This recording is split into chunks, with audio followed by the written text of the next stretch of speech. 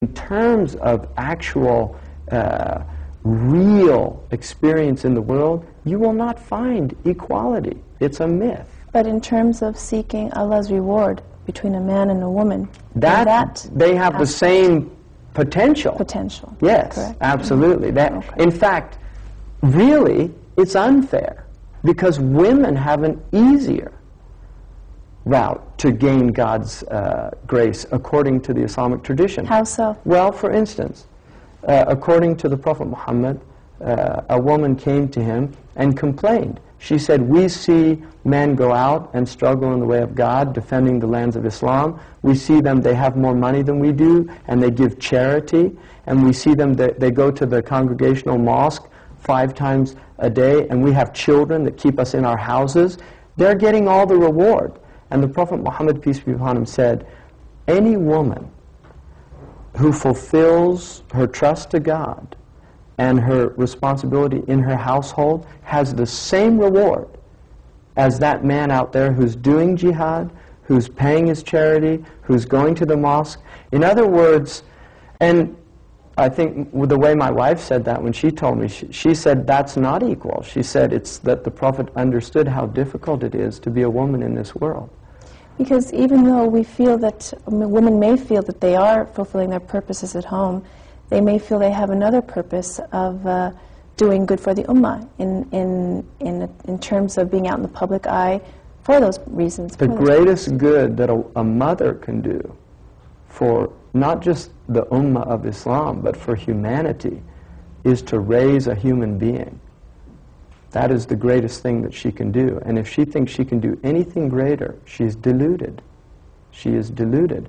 Now, not every woman is a mother, and there's certainly many, many things that women can do. But if a woman has a child, once she's committed to that and has a child, if she abandons that responsibility in pursuit of some empty career or some idea of making her mark on the world, she has completely misunderstood the great importance and the great responsibility that she has been given by God, in that the fruit of her womb is before her, and she will be asked. All of you are shepherds, and every shepherd is responsible for his flock. And then he said, a ruler is a shepherd, and he's responsible for the country. A husband is a shepherd, and he's responsible for his family. And a woman is a shepherd, and she's responsible for her children. So, if a woman brings children into this world and then dumps them in a daycare center where people have 20 or 30 children, and a woman's being paid $8 an hour to look after those 20 or 30 children, and then she thinks that somehow she's doing something more important by going out and working, I think there's something very seriously wrong with her maternal instincts. Because abandonment in the animal kingdom, abandonment is alien to animals. They will only do abandonment out of mercy. They will abandon an animal out of mercy. They won't abandon if the animal is well. With respect to your response to that, what if that is a woman's only means of livelihood? And that's another situation. You see, you can't, I mean, Islam is not, again, it's not a simpleton's religion. If a woman has no other source of income and she's forced to do certain things, then she's forced to do them. And that, the shame is on the men. The shame is on the men for not facilitating for women to raise their children. I mean, we're living, if you look at America right now, look at the children in this country. Look at the rage.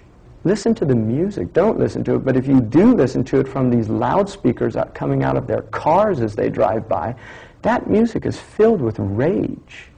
And look at their faces.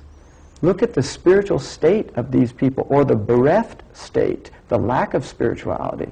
And to give some of them credit, I'm amazed at how well some of them do despite all of the odds against them. I am amazed that there's children out there, there's young people out there that are really struggling to find a purpose to their life in a world that is telling them constantly including their parents, by abandoning them, that they are worthless and that their lives are purposeless. Okay, irrespective of financial need, looking at your analogy of mercy in women and that being characteristic of women, say a woman, Muslim woman, married with children, her husband provides well and family's doing fine. If she feels that with this characteristic of having mercy, is able to go out into the working world and is able to do something good for the ummah, whether it be in the media, whether it be in any form of her capability, and her family's been taken care of, how does that configure with abandonment? Well, again, I would re-emphasize that no one can give to children what a mother can give to their children. That doesn't mean there aren't pathological mothers out there. There are. There are mothers that dump their babies into garbage cans. I mean, this happens. People read about these things in the newspapers, and some people experience them firsthand. But the point is that children need time. Children thrive on time. I have 3 children. They're homeschooled, and the amount of time that not just my wife, but that I put into those children is immense.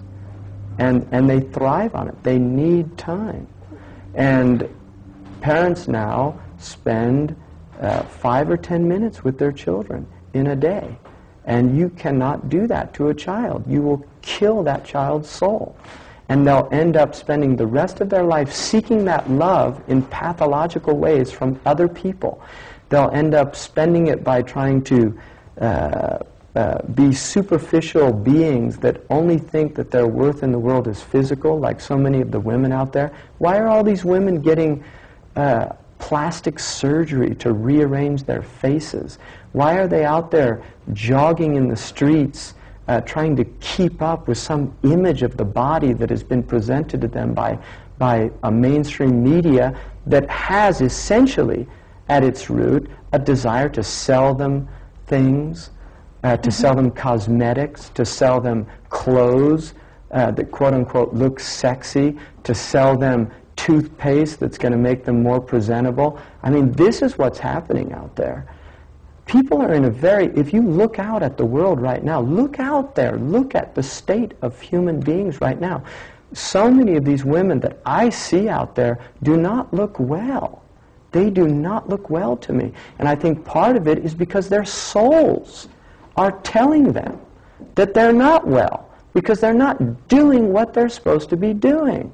And if you don't do what you're supposed to do in this world, your soul will let you know from every which way, and it will be painful.